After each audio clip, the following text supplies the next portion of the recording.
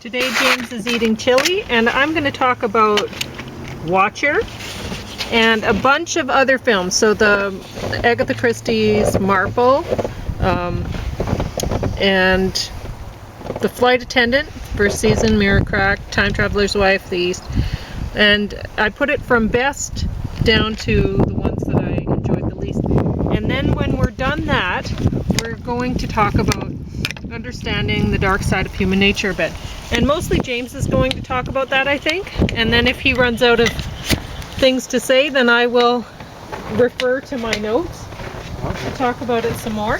But, I mean, I've been watching a lot of mystery shows and the dark side of human nature.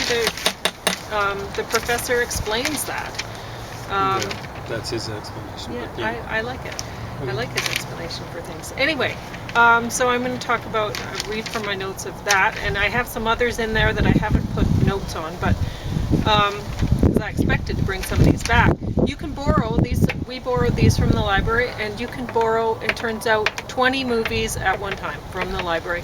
And I didn't know that until just this week, because I finally reached my limit and borrowed. So I'm thinking, why would you get a cable package or anything like that, or satellite? Just borrow a stack of movies from the library. They have so many, and they're getting rid of books, but they've got them, huge numbers of... It doesn't really matter. It's probably better than whatever you're finding on TV. TV's pretty bad.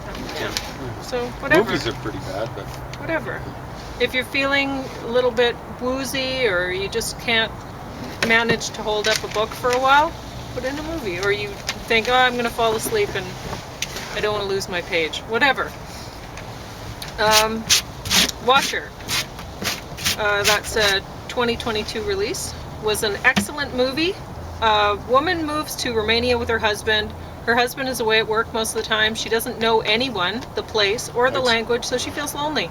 She notices a man in a neighboring apartment building staring at her through the window. The following day, the man sits right behind her in the movie theater. She leaves the theater and goes to pick up a few groceries on the way home. And at the time, you're thinking, okay, well, is it the same man? Is she? Whatever. But anyway, she notices that he's followed her into the store to get groceries. And when she tells her husband and a police officer, they don't take it seriously. The next time she sees the man who'd followed her, she follows him to the strip club where he works as a janitor. It turns out that her neighbor is one of the strippers there. So perhaps the creep was watching the neighbor before he noticed this other woman. What makes this movie excellent is that she followed the man. When she does that, the audience starts thinking that this main character is overreacting, probably. I mean, because earlier on, her husband was saying, well, is he just looking at the woman who's looking at him? Like, kind of saying, well, who's the stalker? You know, who's looking at who, kind of thing, right? About the guy looking at her through the window. And so then when she follows him, you're like, oh no, right? And anyway, so at that point, the main character really is alone. She doesn't even have the audience on her side. Soon enough, the audience can see that the main character did the right thing in following her stalker, although it was certainly foolish and dangerous to follow him alone. But who else did she have? Even if no one else believes her at this point, she has become less of a waiting victim and has more confidence in her own perception of things. This movie is artfully directed, the acting is perfect, and the main character is relatable. Every woman needs to watch this movie. My favorite part of the movie is when she, and we, keep looking at the grocery bag on the seat beside the stalker. The audience certainly has the same idea about the bag as she does. So, good.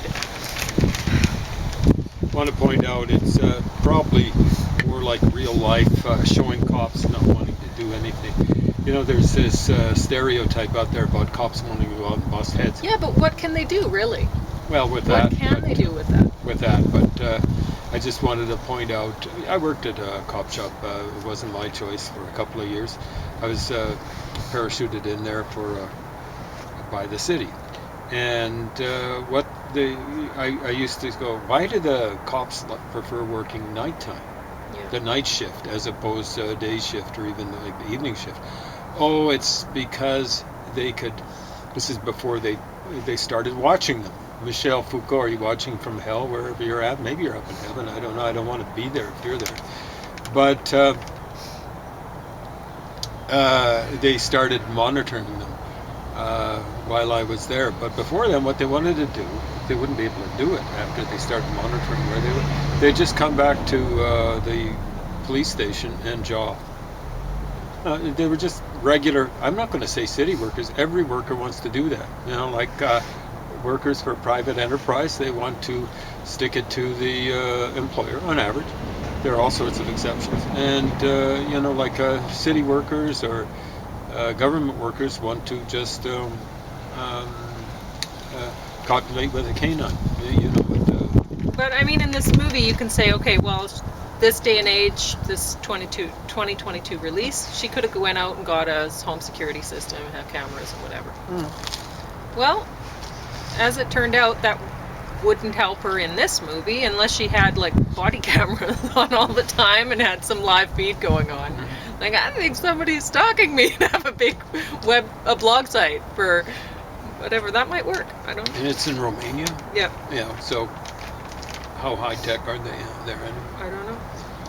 The next one on my list was Agatha Christie Marple Series 3, and this is a 2007 release. Oh, I put Hatching. Yeah, I put Hatching next. That one I watched afterwards, after I made this list. So that one's great. I had to read subtitles, which I'm like, oh. And the main character is a child, and when I see movies where the main character is a child actor, I'm like, oh, this is going to be terrible. Right. But she did a great job. What a great actress. And it's basically it's a movie about a terrible mother. Terrible. And I think it should have been called Hatched, not Hatching, but I don't know.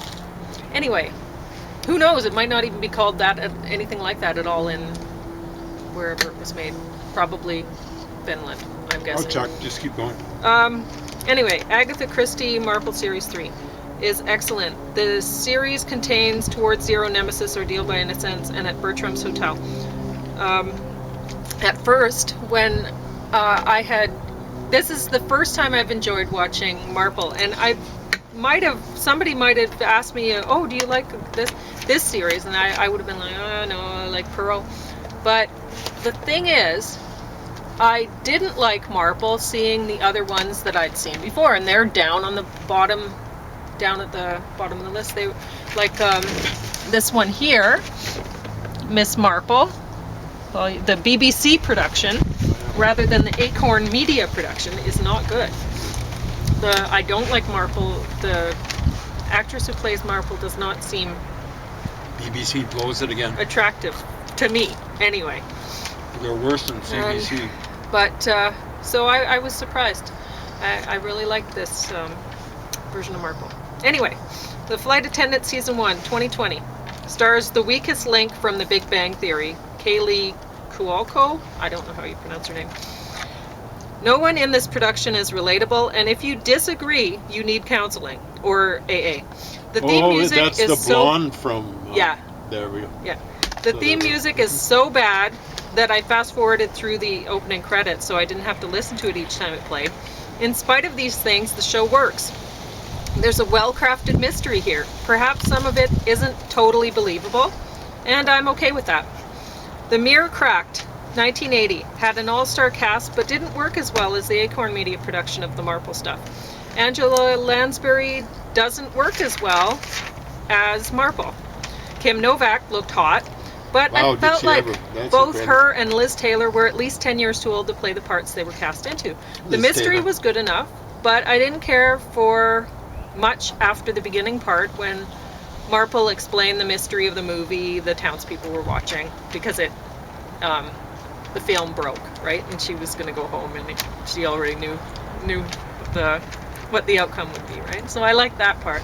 They really wasted the talent here. I mean, they've got Rob I know, Hudson, they wasn't have much everybody. Of an actor. He's pretty good looking. Tony Curtis was a pretty good actor. I guess they Americanized Marple.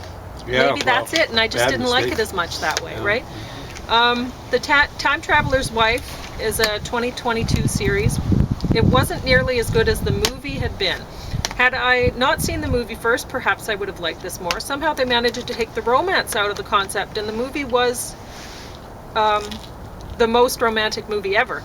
Perhaps it's that I'm not in love with either of the characters, and I think that mainly because I don't believe they're in love with each other. The idea of the adult man visiting his wife as a child doesn't bother the audience. Anyone who's fallen in love with somebody wishes that they could have known this person their whole life. The fact that he gives his wife this wonderful gift, himself as a companion of sorts in her childhood and youth, shows us how much he must love her. Still, this series falls short. Too much focus on sex, not love, and not enough romance. Because, I mean, he wasn't a creep going back and visiting his... He didn't even tell her that she was going to be his wife or anything. He just In the movie. played checkers with her. Whatever. The Agatha Christie Hour, set to 1982. So you want to leave the East out? Oh, I should talk about the East. So, it's okay. The acting is good, and I don't believe in, like, there's a lot of people out there who are eco-terrorists, and okay. And there's a lot of people out there who are actually environmental activists, and they do a great job. And the eco-terrorist thing, they just, unfortunately, a lot of public perception, when they think people who care about nature, they think, oh, eco-terrorists. Whoa, no, that's not the case, and it's too bad, right? So, anyway, that's what that movie's about, if you're into that sort of thing. Eco-terrorism? Well, yeah, it's about a group, like, they're almost like a religious group. And I think a lot probably are, and it's creepy. Anyway. Oh, yeah. It's a belief system. Communism is that way. It's a belief system. It's basically a religion. Yeah. The Agatha Christie Hour, set to 1982, is pretty little theater production. The stories weren't top-notch either. Don't Worry, He Won't Get Far on Foot, 2018, is a story of John Callahan. I recall seeing the one cartoon about the blind black beggar and thought it seemed a bit racist, but funny at the time when I saw it, and that was a long time ago.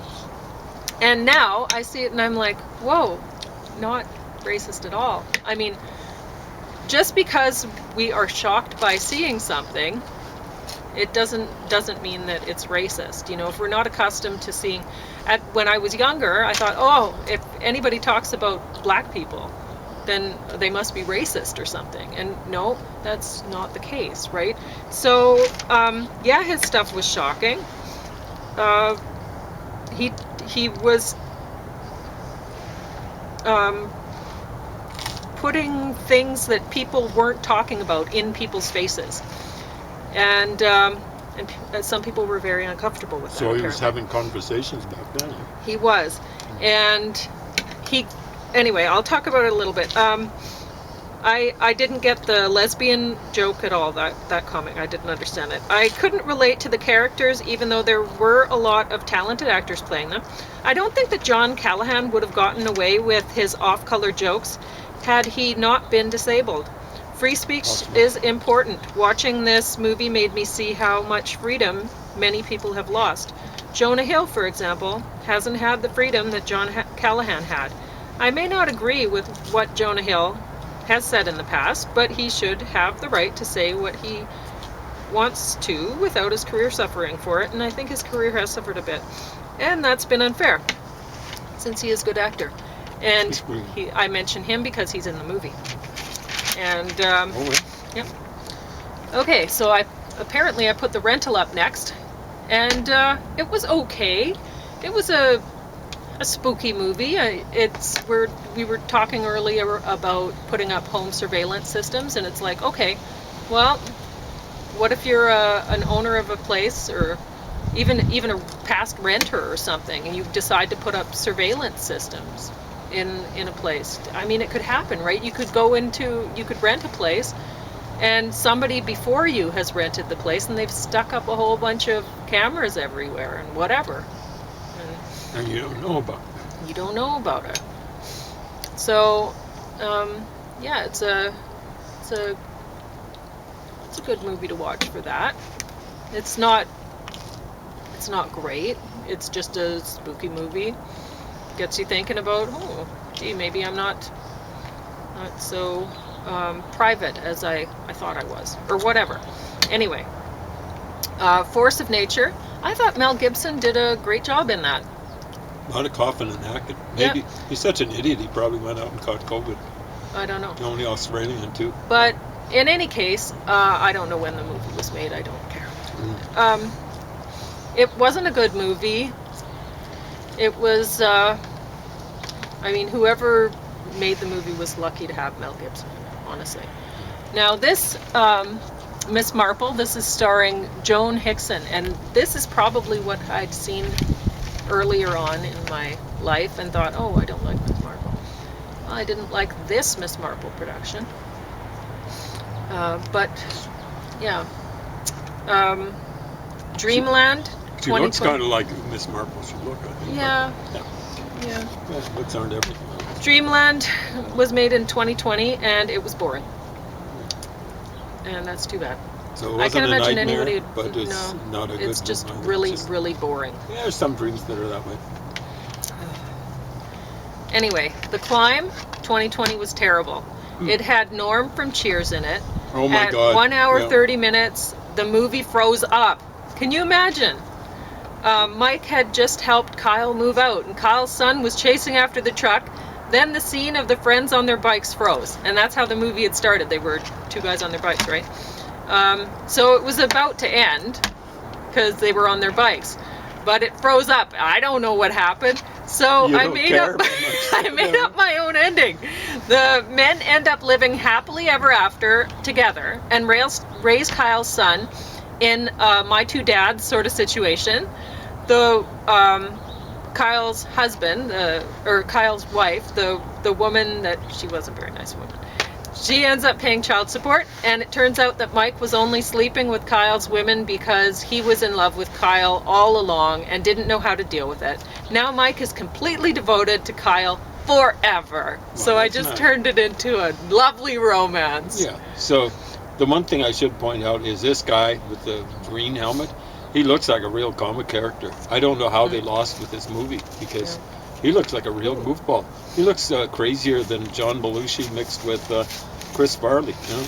And at the bottom of my list is Planet Dune. Oh man! And honestly, like James was saying, oh, did the makers get permission from the owners of the copyright to the novels that do?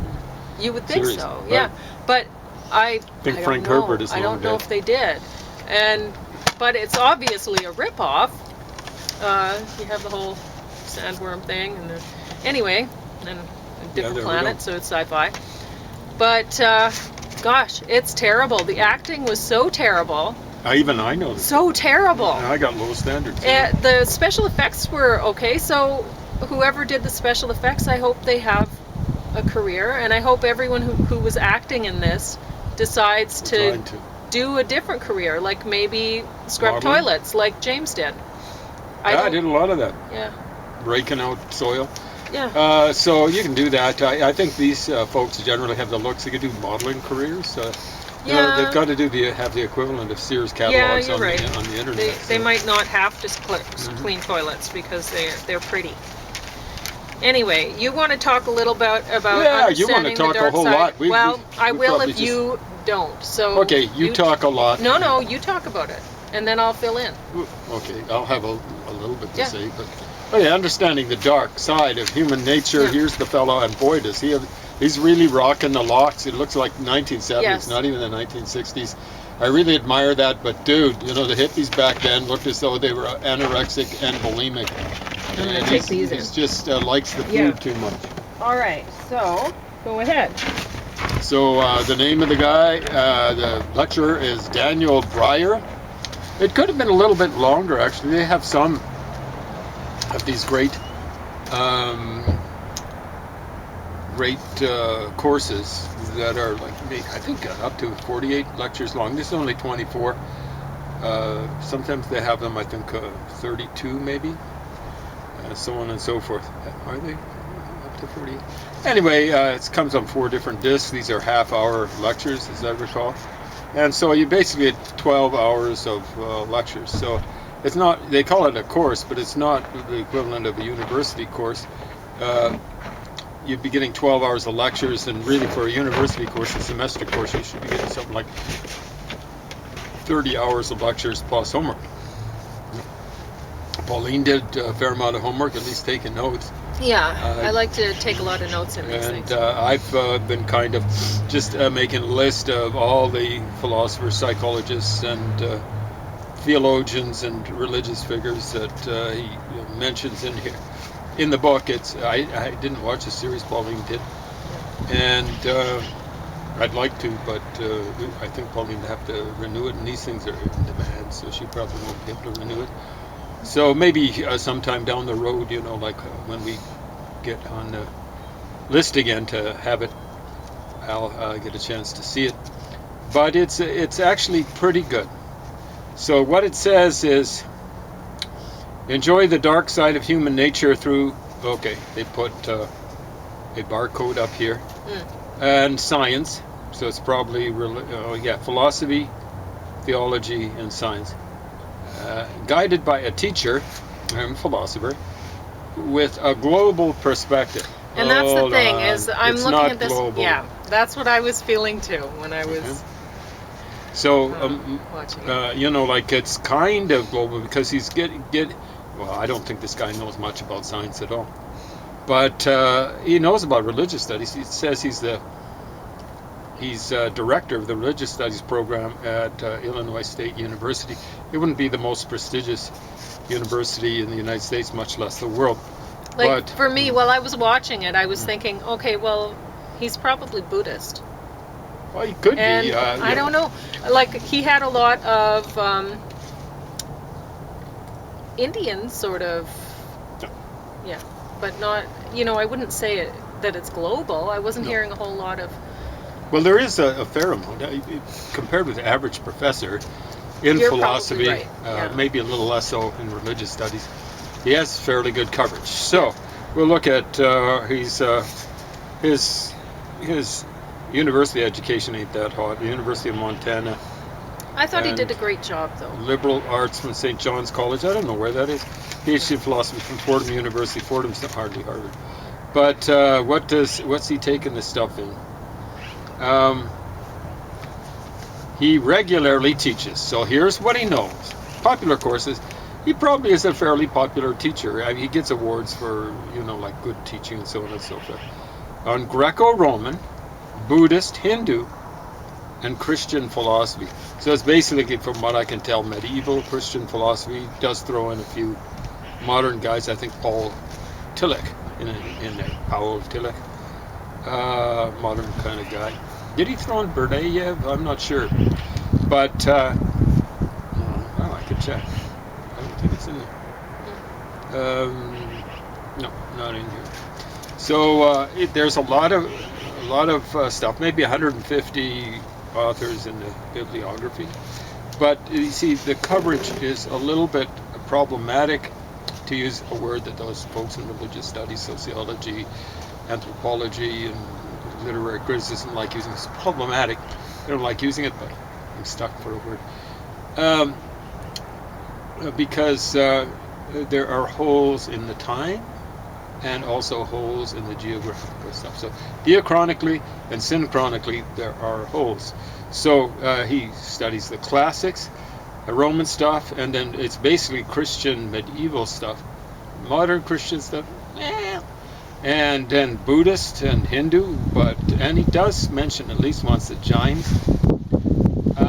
But there's very little Confucius stuff. He does mention Mencius and Confucius, but it's kind of like in passing. So if you're going to be boasting about hitting putative third world, and you give that little coverage to Chinese philosophy, I think he mentions Lao Tzu. He likes the Taoist. Lecture 2, folks. Mencius 372 to 289 BC says we are fundamentally good. Yeah. Zhongzi says we are naturally evil, selfish. Yeah. Roy Perot believes in dualism, human nature is both good and evil, Titian Buddhist, I don't know how to No. pronounce it. Well, that is a Philosophers Chinese sing Z. version of Buddhism. Tian, I think, would be heaven, and Or maybe Tai, Z? I think, is big. So it's big heaven Also or something believes like in that. this. I don't know. Like Carl Jung's The Shadow Self. Manichaeism.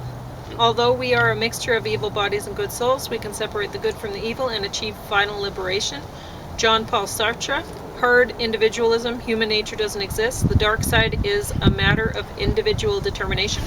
Soft individual, plastic, variable human nature. And then lecture 3, Neoplatonic philosophers, Augustine, Hippo, if evil exists, God is responsible for it.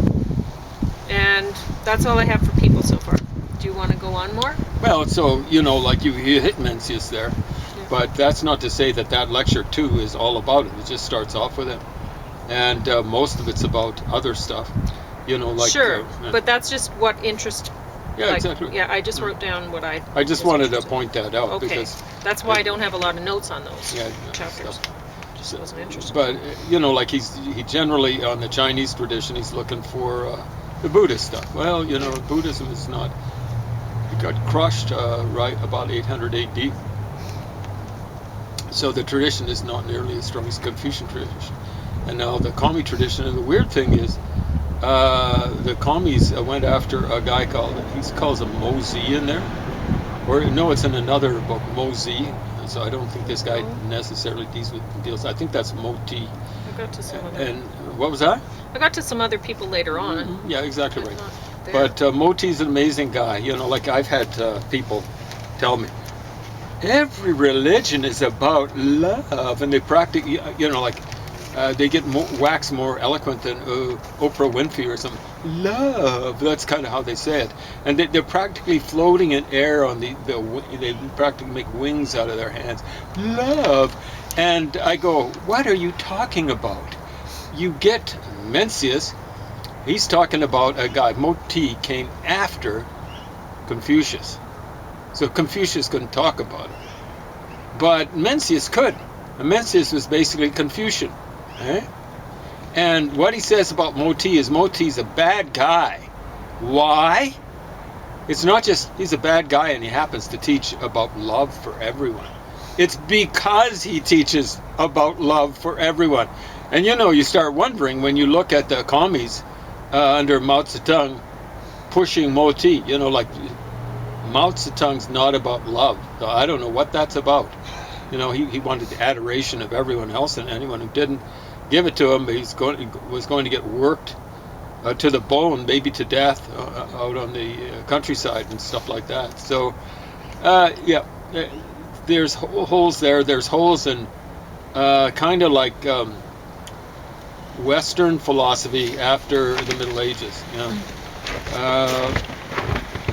There's a lot of modern stuff, names that I haven't even heard, but we almost out a couple of minutes. 1 minute.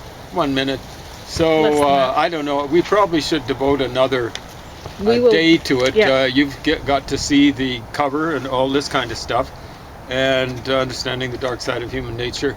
Daniel Breyer, and tune in next time for some more gripping philosophical and theological.